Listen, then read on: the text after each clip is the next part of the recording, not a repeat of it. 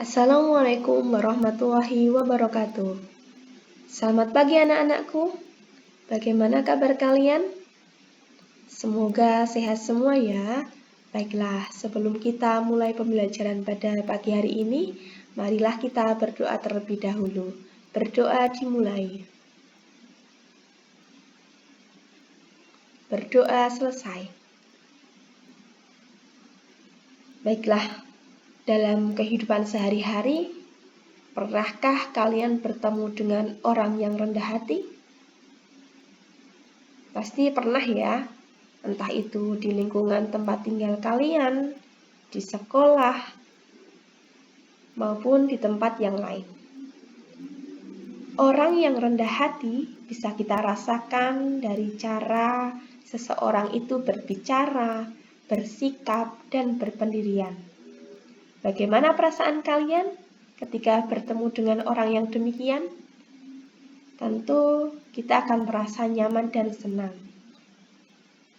Demikian juga ketika kita bisa menghiasi diri dengan perilaku mulia ini. Tentu orang-orang di sekeliling kita akan merasa nyaman berada dan bertemu dengan kita.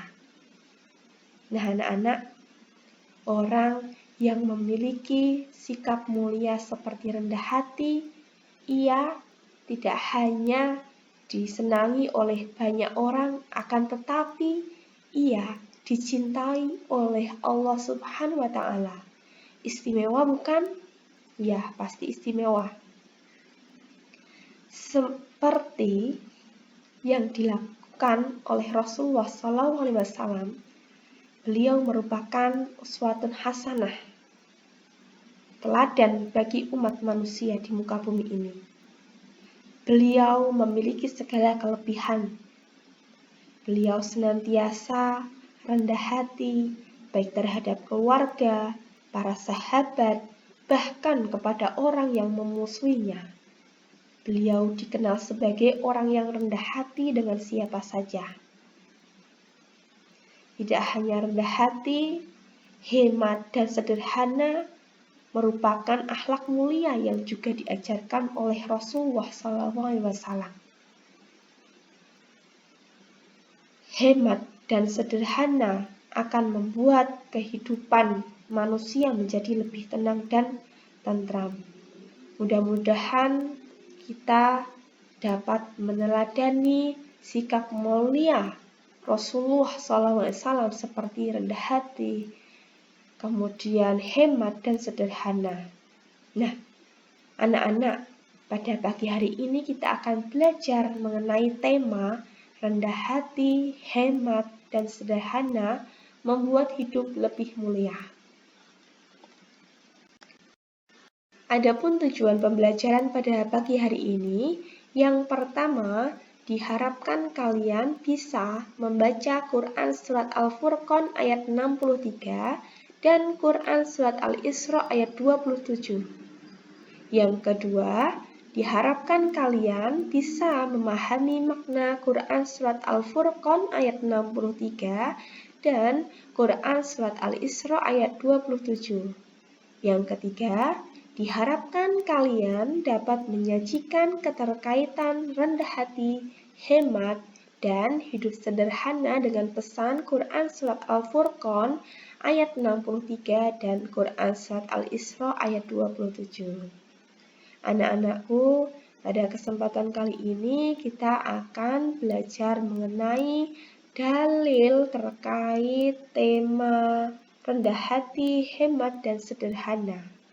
Kemudian yang kedua, arti mufradat, dan yang ketiga kita akan belajar mengenai hukum bacaan mat. Sedangkan untuk memahami pesan-pesan yang terkandung di dalam Quran Surat Al-Furqan ayat 63 dan Quran Surat Al-Isra ayat 27 akan kita pelajari pada kesempatan yang akan datang. Baiklah, Ibu akan mencontohkan cara membaca Quran Surat Al-Furqan ayat 63. Silahkan anak-anak mencermati ayatnya, kemudian mendengarkan dengan baik. A'udzu billahi minas minasyaitonir rajim. Bismillahirrahmanirrahim.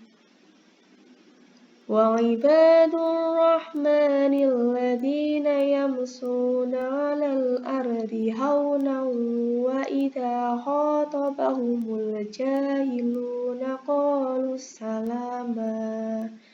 Artinya, dan hamba-hamba Tuhan yang Maha Penyayang itu ialah orang-orang yang berjalan di atas bumi dengan rendah hati, dan apabila orang-orang jahil menyapa mereka, mereka mengucapkan salam. Arti mufradat dari Quran Surat Al-Furqan ayat 63. Anak-anak bisa membuka buku paket halaman 118. Arti mufradat itu sama dengan arti kata.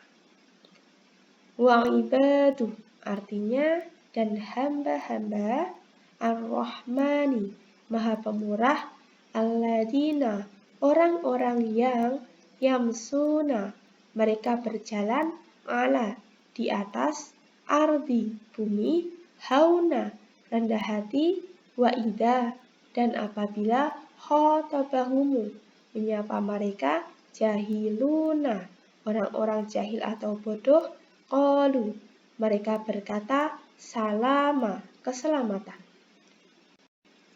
Dalil yang kedua yaitu Quran Surat Al-Isra ayat 27. Perhatikan ayatnya dan dengarkan baik-baik. A'udzu billahi minasyaitonir rajim.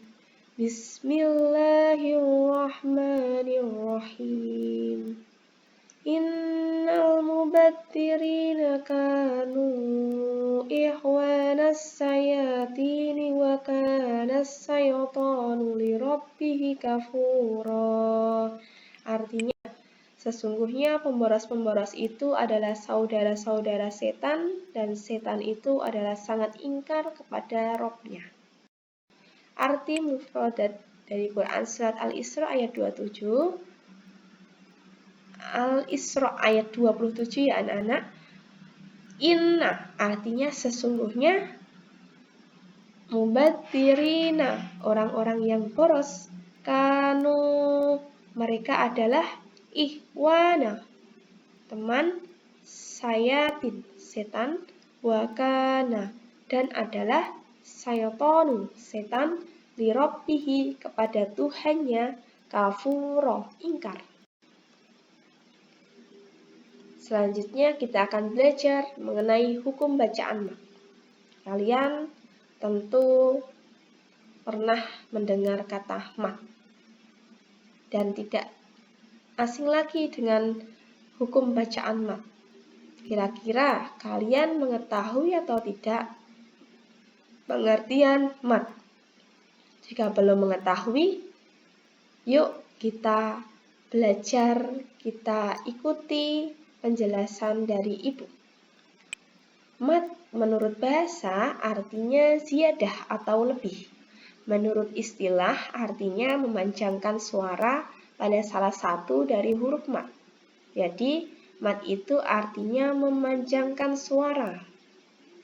Ada yang dipanjangkan sebanyak 2 harokat, ada yang 6 harokat.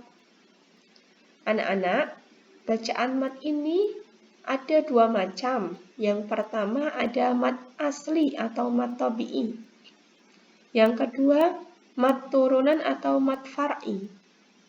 Mat turunan atau mat far'i masih dibedakan menjadi beberapa macam. Ada mat wajib mutasil, ada mat jaiz mufasil, ada mat arid li sukun, ada mat iwad, dan lain sebagainya. Yang pertama ada mat asli atau mat tabi'i. Disebut mat tabi'i atau mat asli apabila terdapat harokat fathah diikuti alif. Yang kedua ada harokat kasroh diikuti ya sukun. Dan yang ketiga ada dhammah diikuti wawu sukun. Cara membacanya adalah dibaca panjang satu alif atau 2 harokat. Contohnya hasida, basiri, yakunu. Yuk kita kupas tuntas contoh mad tabi'i yang ada di layar kalian. Hasida, mengapa bisa disebut dengan mad tabi'i? Karena ada harokat fathah kemudian diikuti dengan huruf alif. Nah, cara membacanya yaitu dipanjangkan 2 harokat. Kemudian yang kedua, basiri. Kenapa bisa disebut dengan mad tabi'i? Karena ada harokat kasroh diikuti dengan ya sukun. Yang ketiga, yakunu. Mengapa bisa disebut dengan mad tabi'i? Karena ada harokat dhammah diikuti dengan wawu sukun. Yang kedua, ada mad wajib mutasil. Itu mad wajib mutasil. Disebut mad wajib mutasil apabila terdapat mad tabi'i diikuti hamzah dalam satu lafaz. Cara membacanya adalah wajib dibaca panjang 3 alif atau 6 harokat. Contohnya ja'a. Nah, yang ini ada tandanya yang di atas ini. Berarti ini dibaca panjang ya. Ja'a. Seperti itu.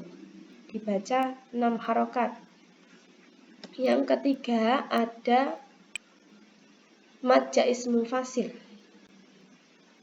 Disebut mad jaiz munfasil apabila terdapat mad tabi'i diikuti hamzah namun dalam lafaz yang berbeda. Anak-anak jangan sampai terbalik antara mad wajib mutasil dengan mad jaiz munfasil. Kalian jangan bingung ya anak-anak, karena mad wajib mutasil dan mad jaiz munfasil itu berbeda.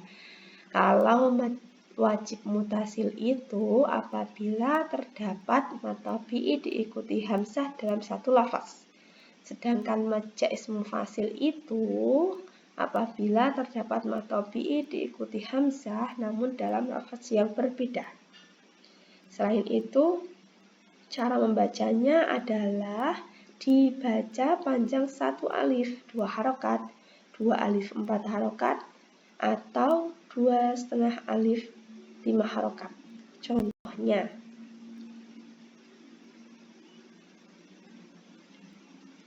la ikraha. Kemudian yang kedua, bima unsila, ku anfusakum. Seperti itu ya anak-anak. Yang ketiga ada mad arid lisukun.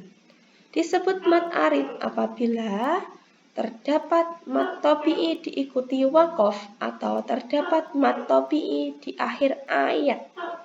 Cara membacanya adalah dibaca panjang 1 alif 2 harokat atau 2 alif 4 harokat atau 3 alif 6 harokat. Contohnya iyyaka na'budu wa iyyaka nasta'in.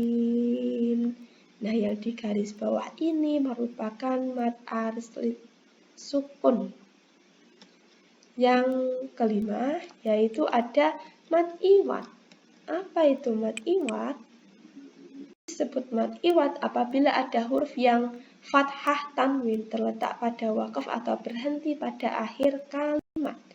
Cara membacanya panjang 1 alif atau 2 harokat. Contohnya inna ma'al usri yusra. Yang yusra ini disebut dengan mad iwad karena ada fathah tanwin di akhir kalimat. Cara bacanya yaitu dipanjangkan sebanyak 2 harokat.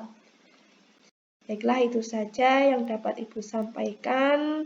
Karena macam-macam hukum bacaan mad itu sangat banyak, Ibu hanya bisa menyampaikan beberapa saja. Kalian bisa mencari hukum bacaan mat yang lainnya di buku paket atau di buku lainnya atau di internet. Nah, anak-anak, ada tugas untuk kalian. Yang pertama, bacalah Quran Surat Al-Furqan ayat 63 dan Quran Surat Al-Isra ayat 27 beserta artinya. Lalu kirim ke nomor WA-nya Bu Ella melalui voice note atau pesan suara. Yang kedua, tulislah Quran Surat Al-Furqan ayat 63 dan Quran Surat Al-Isra ayat 27. Kemudian carilah hukum bacaan mat pada ayat tersebut. Kerjakan di kertas folio. Jangan lupa ketika mengerjakan di kertas folio diberi nama, kemudian nomor urut, kemudian kelas dan tanggal tugasnya.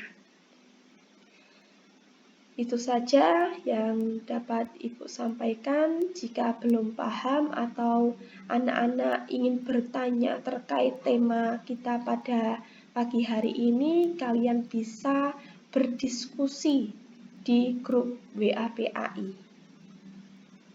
Selamat mengerjakan tugas. Demikian yang dapat Ibu sampaikan. Kurang lebihnya Ibu mohon maaf. Wassalamualaikum warahmatullahi wabarakatuh.